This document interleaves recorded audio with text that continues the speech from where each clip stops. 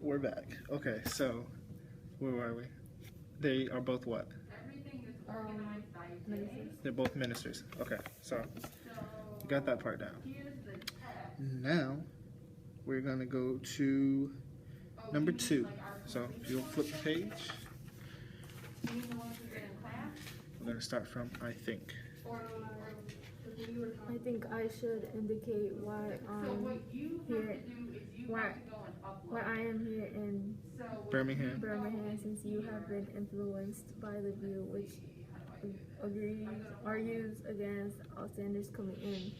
I have the honor of serving as president of the Southern Christian Leadership Conference, an organization operating in every southern state with headquarters in Atlanta, Georgia.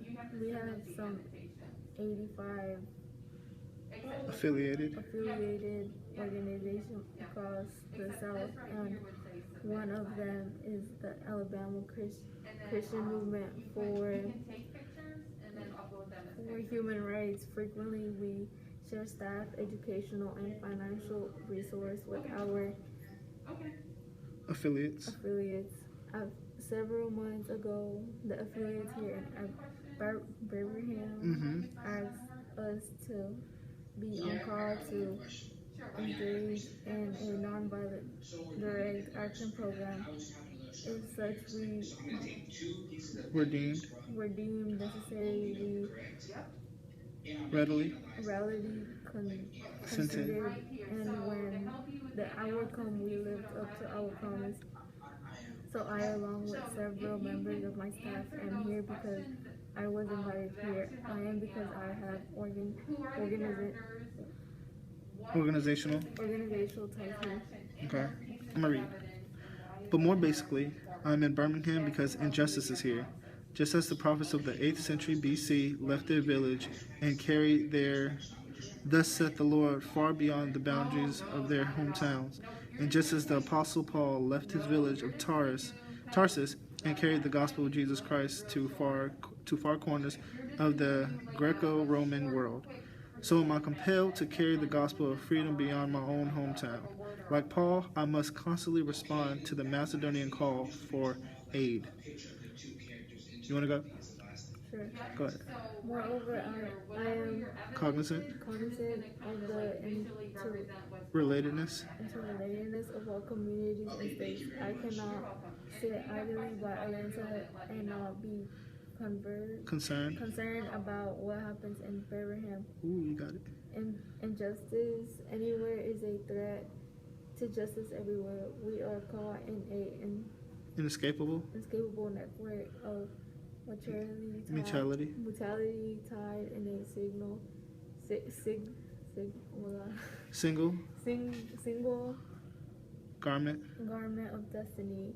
Whatever affects one direction affects all indirectly. Never again can we afford to live with the narrow provincial outside agitator idea. Anyone who lives inside the United States can never be considered an outsider anywhere within its bounds.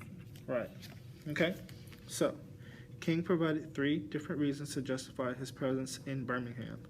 What was the first one? Organizational reasons relatable to any association with organization or groups of people. Okay, what's the second one? Religion or historical reasons related to religious or historical people, places, or events. Okay, and what's the third one? Moral reasons related to morality, or what is considered right or wrong. Okay, so you're going to highlight one example from above, analyzing how the example fits the reasons. So, which one are you going to go with?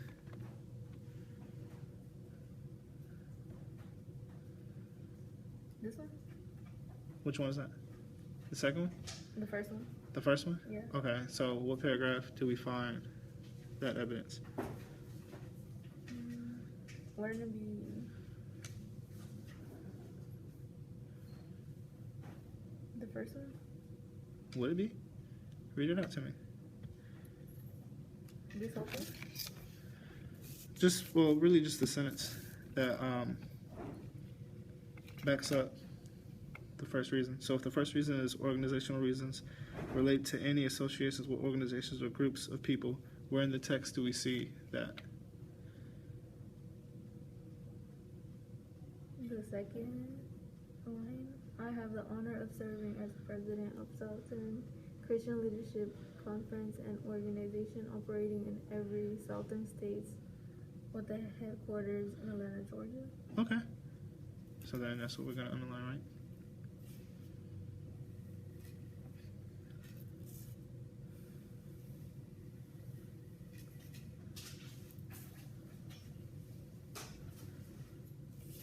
Okay, now for this part, which one of the questions are we going to respond with? For this one, which one? Yeah, which one? So the first question is what? What do you, the reader, like or dislike about the passage? And then what was the emotional response you have towards the words? What was the emotional appeal? And intentional, how do you know? Okay. The last one's how do you know? How do you know? Okay, so which one can we go with? And we're going to respond to why he's there, why his presence is needed in Birmingham. The second one, what was the emotional response you had? Okay, so how do you feel about it?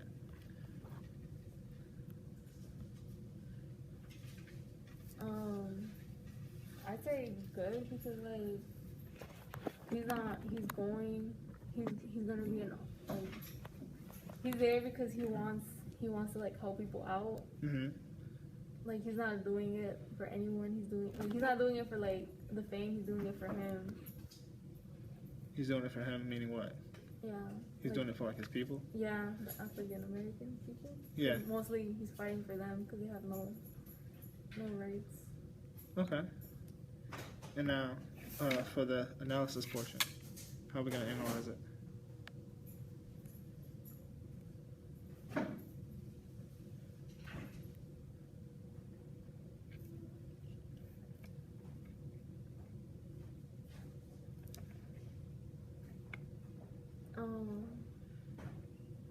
What question will we use? What do you want to use? Analyze whether the word choice was purposely chosen by the author and what effect the word choose had on the text. So how can you make that fit?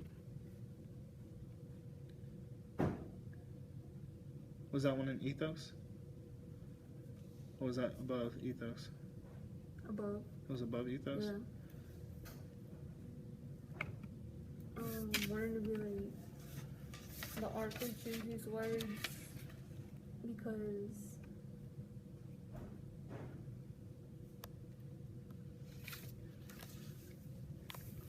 the author chooses these words because he wants to show and tell people what he's really about. Yeah. Well, okay, so thinking about ethos, logos, and pathos. I think if we think about logos, what is logos?